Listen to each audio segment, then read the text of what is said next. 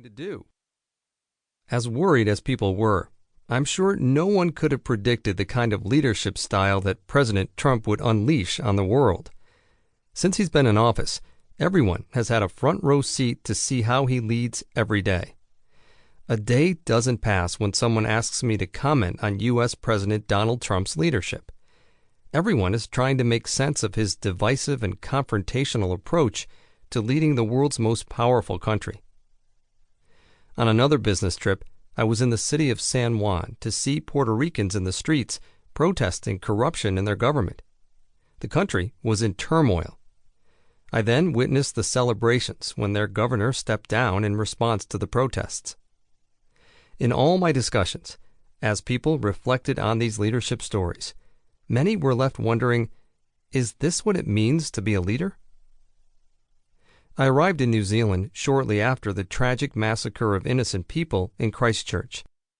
We all witnessed the inspirational leadership of Prime Minister Jacinda Ardern as she led her country through its grief. I was struck by how her leadership resonated with so many people around the world. Many proclaimed that she was an example of the kind of leader we need in the future, one who can bring integrity, resolve, and compassion to her leadership role and do it when it mattered most. Unfortunately, in my travels, examples like Prime Minister Ardern are the exception. There have been far more stories of bad, inept, and uninspiring leadership. I encountered other compelling leadership stories when I traveled to Chile, Germany, Italy, Panama, Singapore, Australia, and other countries. Something interesting also happened during those trips. When people found out I was Canadian, many said how lucky I was to have Prime Minister Justin Trudeau as my political leader. It was immediately clear to me that he had made his mark on the world stage in his early days as Prime Minister. I was also really struck by these comments. When I asked why they thought Canadians were lucky to have him as their leader, the answer was unanimous. Well, because he's so good-looking. Then I would respond, what does that have to do with being a good leader? It's important to note that when he was first elected as Canada's Prime Minister, he was an inspiration to many. But over time, he was involved in several scandals that left many questioning his judgment and integrity as a leader.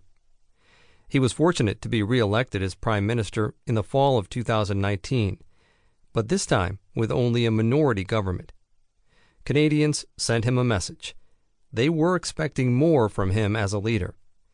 If he chooses, he now has a second chance to redefine how he leads in a way that restores the faith and hope that so many Canadians had in him when he first took office in 2015. During all these trips, I was on the ground, speaking to regular people like you and me. I was there to talk about leadership accountability. It was a good thing because, given the events taking place in real time in their countries, it was the only topic people wanted to discuss. Most of the time, I felt more like a foreign correspondent for the BBC or CNN than a leadership advisor. I heard a lot about people's frustrations and disappointments with their leaders, their teams, and the cultures of their organizations. I also sensed their yearning for something better and more inspirational. It is clear to me that we are all desperate for exceptional leadership in our world and our organizations. Is anyone happy? What I have learned from all these experiences is that people are fed up. They are tired of being led by mediocre leaders, working on terrible teams, or being part of organizations with uninspiring cultures. Listening to people repeatedly vent and complain about their frustrations, I find myself asking, is anyone happy? Are you happy? Of course, some of us have had the good fortune to be led by great leaders. Some of us have been part of terrific teams and organizations with compelling cultures. Over my career, I have been lucky to be led by some great leaders. I have been part of some fantastic teams. I've also been in companies with inspiring cultures. Here's what these experiences have taught me. When you work for a great leader, you feel like you are at your best.